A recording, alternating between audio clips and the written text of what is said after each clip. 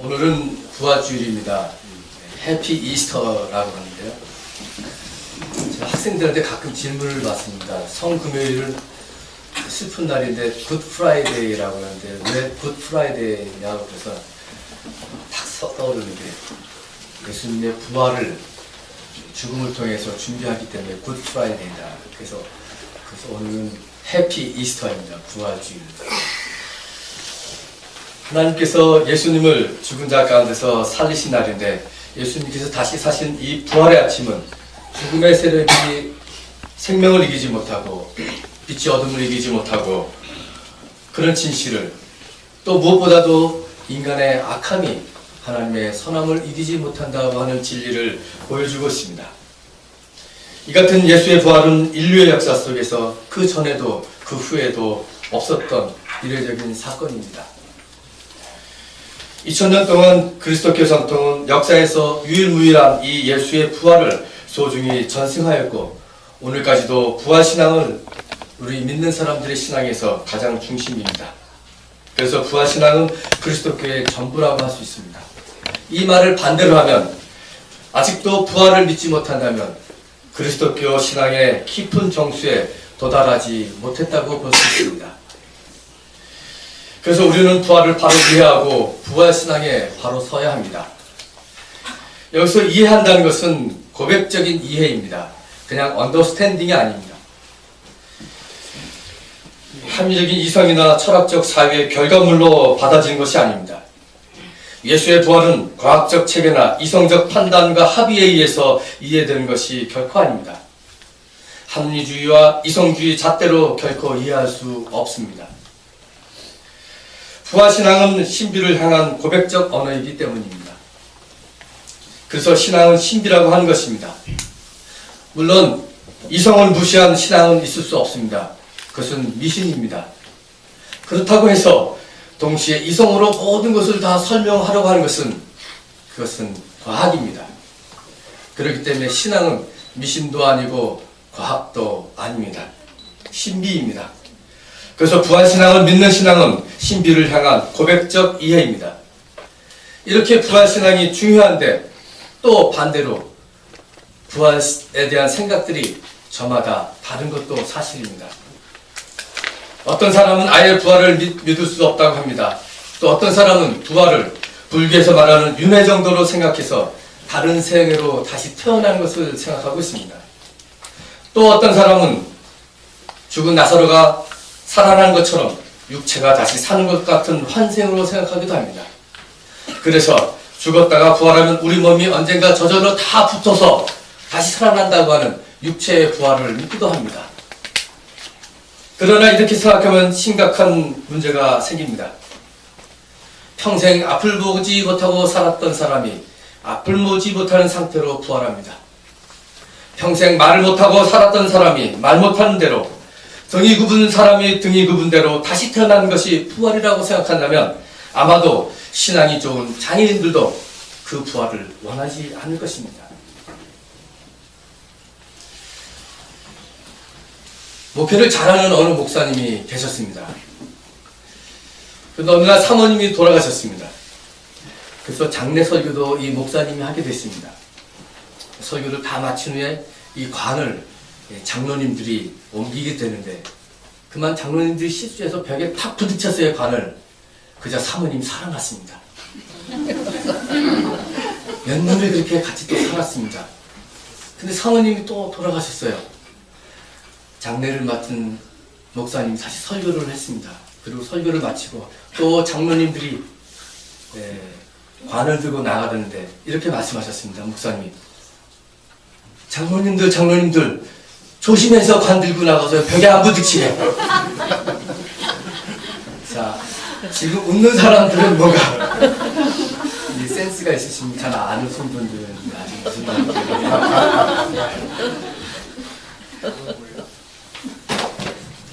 제가 이 얘기를 이 88선언 국제대회 할 때 저 옆에 앉은 NCC, 일본 NCC 총무님이 저한테 얘기를 해줬어요. 그래서 같이 웃었는데 여러분 아직 이해가 안 가시나요? 다시 할까요?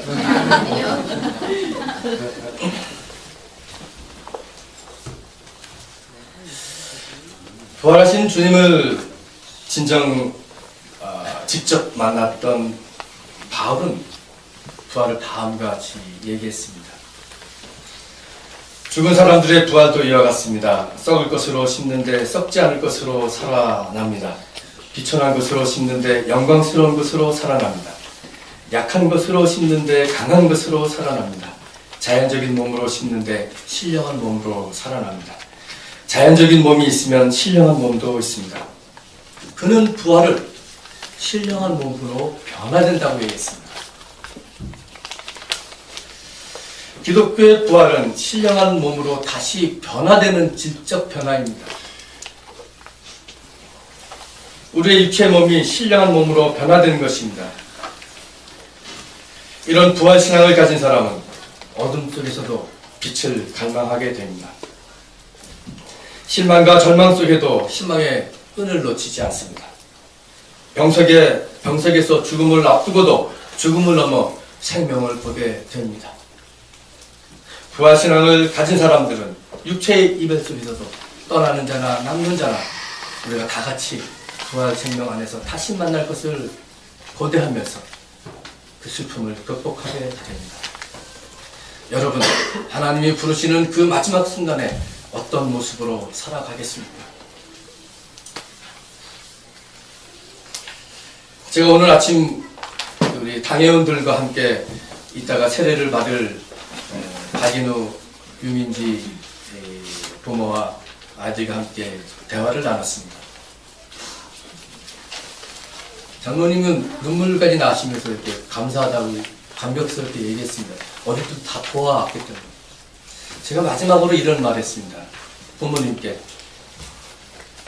과연 무엇을 아이들에게 남겨줄 것인가? 소중하게 우리가 남겨줄 것은 무엇인가? 재산인가? 돈 많이 물러줘서 아이들이 받아서 나중에 그거 다 말아먹으면 무슨 소용이 있냐? 우리가 진정 부모에게 아이에게 물려줄 것은 우리의 신앙이다.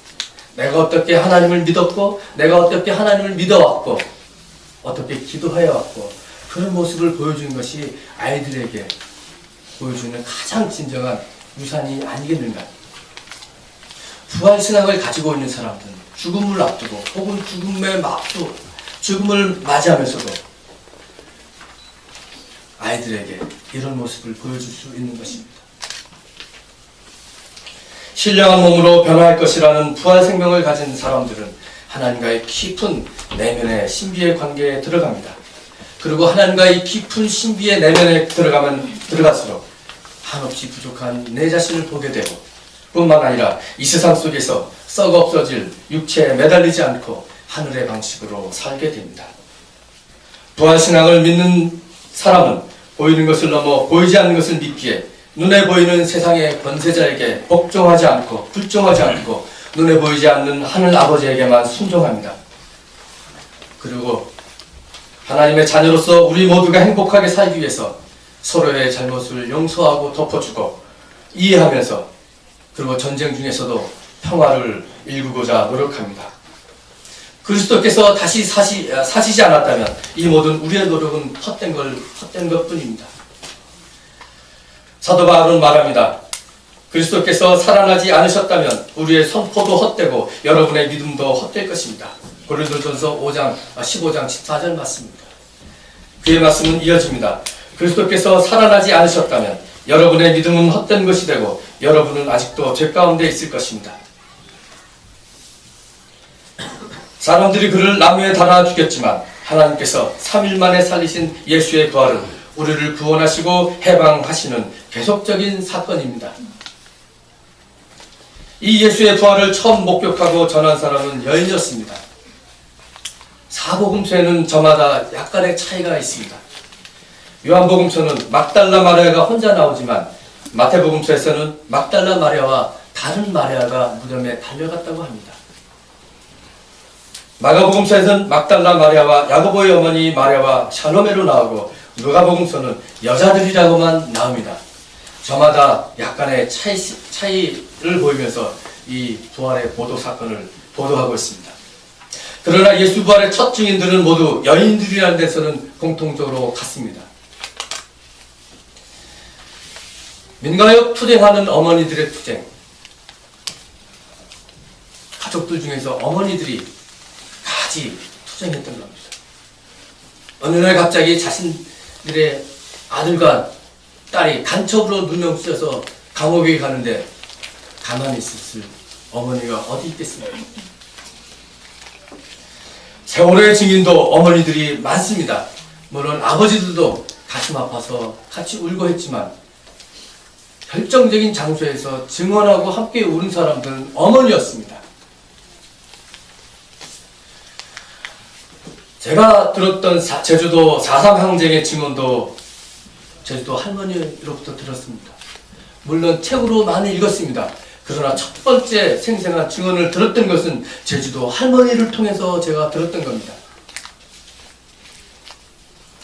개성공단의 폐쇄로 한 가정이 하루아침에 무너진 기가 막힌 사연을 들려준 것도 그 집의 딸이었습니다. 여인들은 사회적 약자이면서도 이렇게 고난을 증언하는 데는 남자보다 강합니다.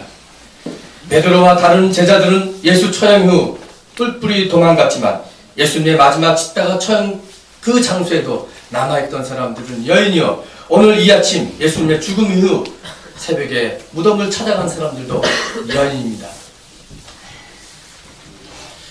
이렇게 오늘도 사회적 약자들, 고난받는 사람들, 억울하게 한 맺힌 사람들이 전하고 있는 예수의 부활은 새 역사의 희망으로 들려옵니다. 그리고 동토옵니다. 그 희망을 믿는 것은 마지막 날에 우리의 몸이 신령한 몸으로 변화할 것이라고 하는 부활신앙으로부터 시작됩니다. 오늘은 부활하신 주님을 만나는 부활절입니다. 지금 우리가 드리는 이 예배를 통해서 부활하신 주님을 다시 만나시기 바랍니다. 그리고 이 예배 바깥에서 고난받는 역사의 현장 속에서 주님이 주시는 그 힘과 용기로 주님을 만나시기 바랍니다. 교회 밖 시장 장터에서, 공장에서, 사무실에서, 광화문에서, 철거 현장에서 우리를 변화로 이끄시는 생명의 신비 부활의 주님을 다 같이 만납시다. 여기저기서 일어나는 죽음을 살게 하는 삶의 희망, 그것이 오늘의 부활입니다. 오늘 이 말씀을 가지고 잠시 묵상하시겠습니다.